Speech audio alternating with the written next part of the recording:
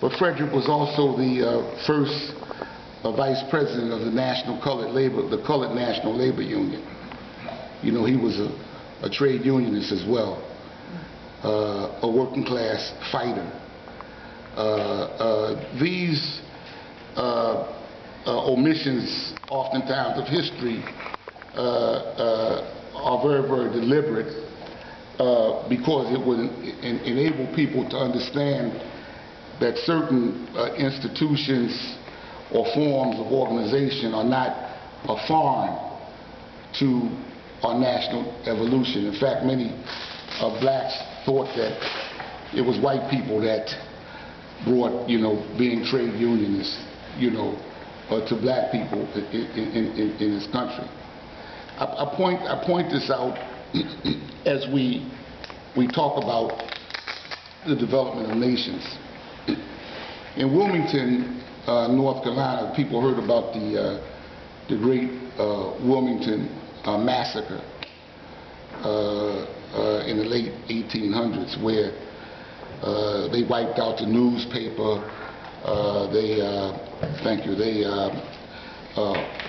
wiped out elements of the black middle class. They wiped out major institutions, etc. It was really an attempt to erase from the memory of the black community how black people were actually developing according to the descriptions of development that we began to see during the period of the development of capitalism in this country. Huge insurance companies, North Carolina Mutual was a major, still a major black insurance company. It's probably been bought out, you know, quite a bit. Thousands of burial associations that were formed. That was, black people couldn't be buried in the white cemeteries, so black people had to create burial associations. Black people couldn't be insured by the white insurance companies, so we had to create black insurance companies. So different classes began to develop, and also different class interests. But it was one thing that reflected black people being a nation, and that is that all of the classes in the black community were subjugated by oppression, racial oppression or national oppression. I remember Elder Sister used to say that what we call a black bourgeoisie, that is that layer of society that controls the main elements of the economy, the big corporations, the banks, etc., etc. That the black bourgeoisie is a mini bourgeoisie when you look at the larger society, and that, you know, all of the black bourgeoisie together, you know, don't have the capital of one of the lowest Fortune 500 company, just one of them. So when we think about the black nation, we're also thinking about an underdeveloped nation, a nation which finds its existence without having governmental power, very similar to nations that developed in Africa and the Caribbean and the likes, compared to the countries that have colonized and oppressed them.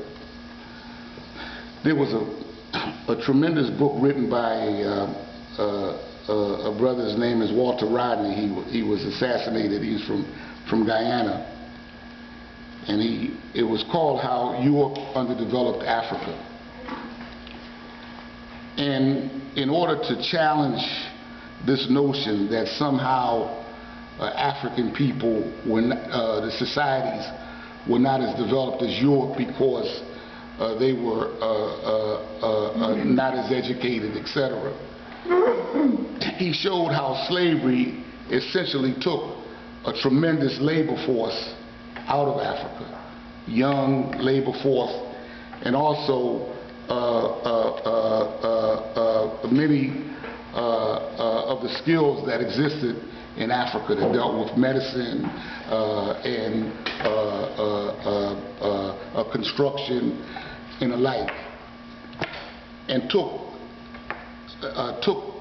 them out of Africa to develop Europe and North America, which contributed to the underdevelopment of Africa.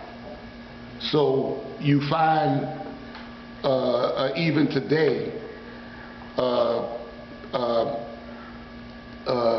the industries in many of the African countries were industries to exploit the raw materials, and the industries, you know, in Europe and North America was to refine them, to create machines, etc.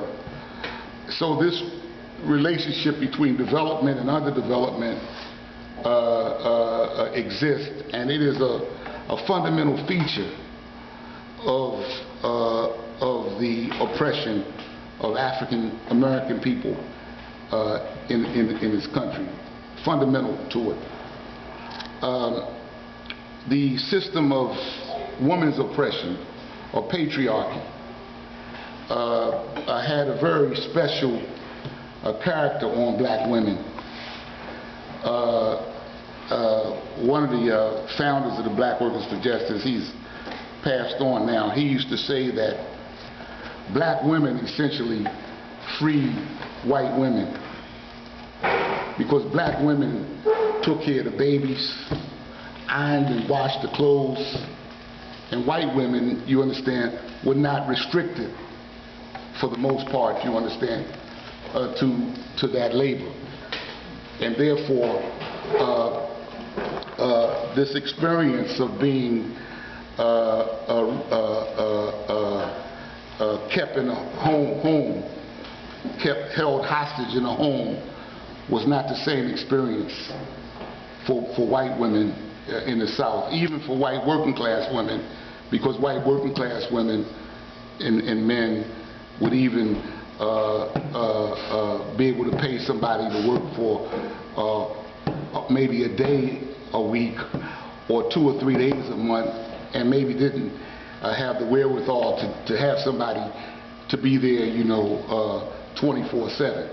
But this was a part of the distinction between the oppression of black women in the black nation and the whites.